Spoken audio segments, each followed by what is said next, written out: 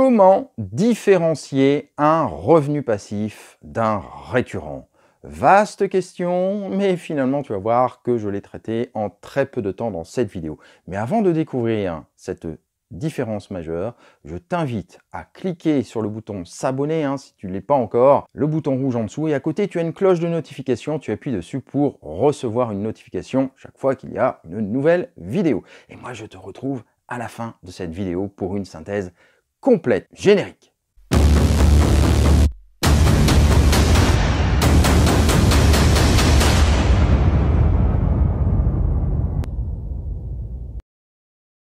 Comment différencier un revenu passif d'un récurrent? Qu'est-ce que c'est qu'un revenu passif? Il convient de se poser la question. Un revenu passif, c'est un petit peu, tu vois, je t'ai pris l'image d'un robinet. C'est comme si à tout moment, tu pouvais ouvrir ou fermer le robinet. Donc c'est activable à tout moment. Je te l'ai mis, tu peux l'activer quand tu le souhaites, mais il ne tombe pas systématiquement à intervalles réguliers. Je te prends quelques exemples. Si tu vends un livre, tu sais que moi j'en vends quelques-uns, eh bien tu ne sais jamais d'un mois à l'autre, d'un trimestre à l'autre, combien tu vas en vendre, et si tu vas en vendre. Donc c'est un revenu passif, parce que ça ne tombe pas de manière automatique chaque mois, chaque trimestre. Une formation, c'est pareil.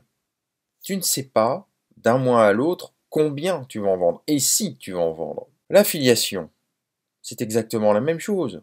Ça n'est pas régulier sur le temps.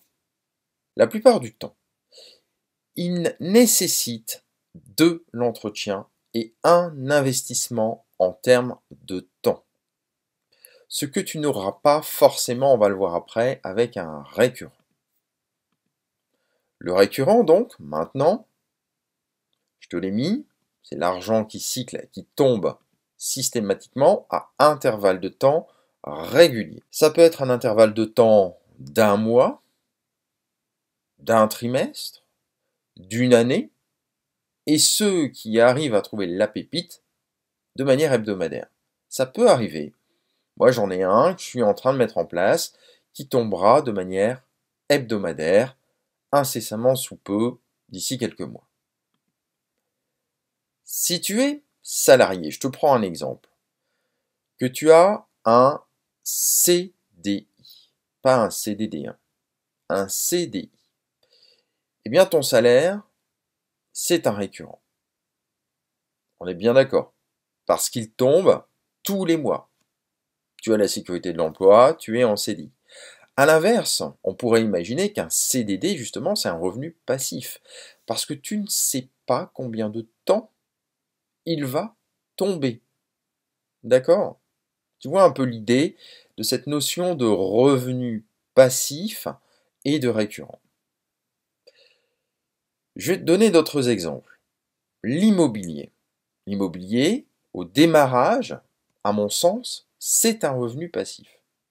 Et avec le temps, ça devient un récurrent. Alors pourquoi au démarrage c'est un revenu passif? Tout simplement parce qu'au début, tu as pas mal de choses à mettre en place, tu as des travaux à faire la plupart du temps. Tu as un emprunt immobilier, tu as des locataires à mettre en place, etc. Donc au démarrage, c'est plutôt un revenu passif parce que rien n'est vraiment calé sur le long terme. Puis après, quand tu commences à rembourser ton crédit immobilier, que tu es donc complètement OK là-dessus, eh bien c'est un revenu passif pur et dur qui se transforme en récurrent. Parce que tu sais exactement combien il va te tomber chaque mois. Sauf si évidemment tu as un locataire qui ne paie pas. Ça peut arriver, ou un locataire qui s'en va, que tu dois remplacer. Mais la plupart du temps, tu sais exactement combien tu vas avoir à la fin du mois. Moi, je préfère annualiser le revenu passif immobilier, donc le récurrent immobilier, parce que comme ça, au moins, à la fin de l'année, je sais exactement d'année en année combien je vais avoir et combien je peux ensuite objectiver pour l'année suivante. Et je peux même me calculer une rente, on va appeler ça une rente mensuelle pour l'année suivante. Si je te prends l'exemple de mon trimestriel, c'est la même chose.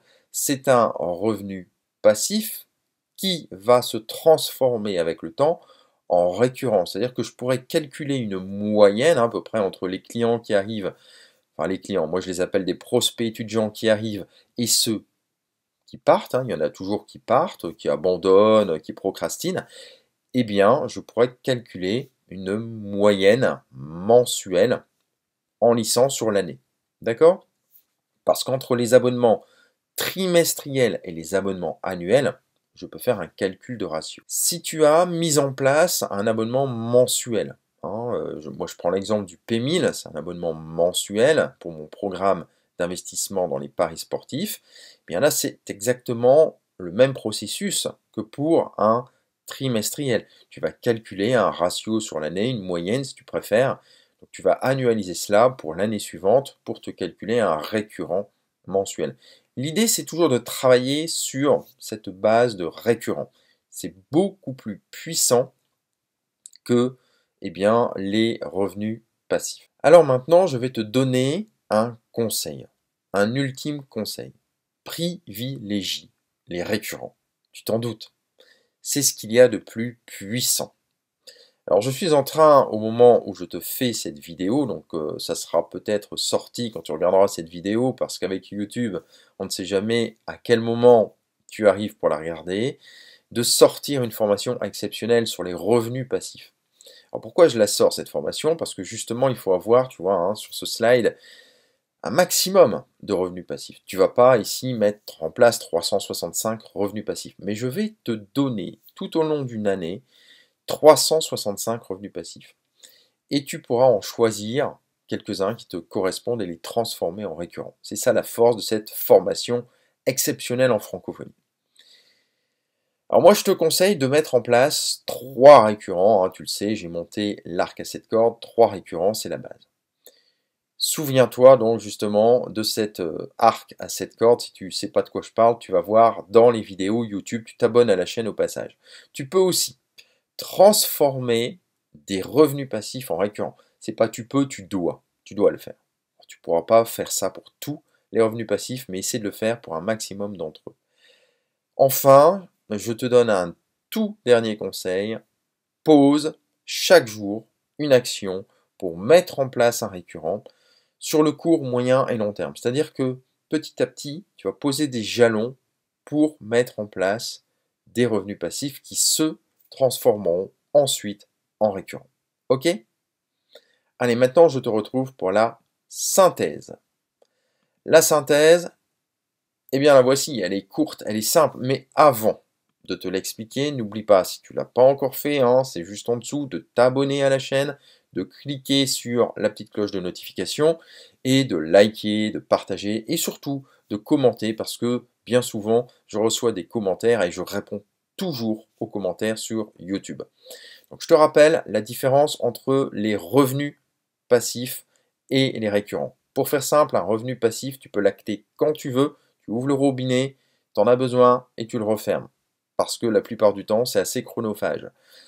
Deuxième chose pour un récurrent. Le récurrent, tu l'as compris, c'est quelque chose qui tombe automatiquement. Tu peux transformer un revenu passif, donc y passer du temps, ensuite déléguer, faire ça automatiquement, pour qu'il tombe tous les mois, tous les trimestres, chaque année, et ça se transforme en récurrent. Je te conseille de privilégier les récurrents dans ton système et d'en avoir un minima 3 bien en place. Voilà ce que je tenais à te dire dans cette vidéo. N'oublie pas de magifier chaque instant de ta vie et moi je te retrouve très vite dans une autre vidéo sur YouTube.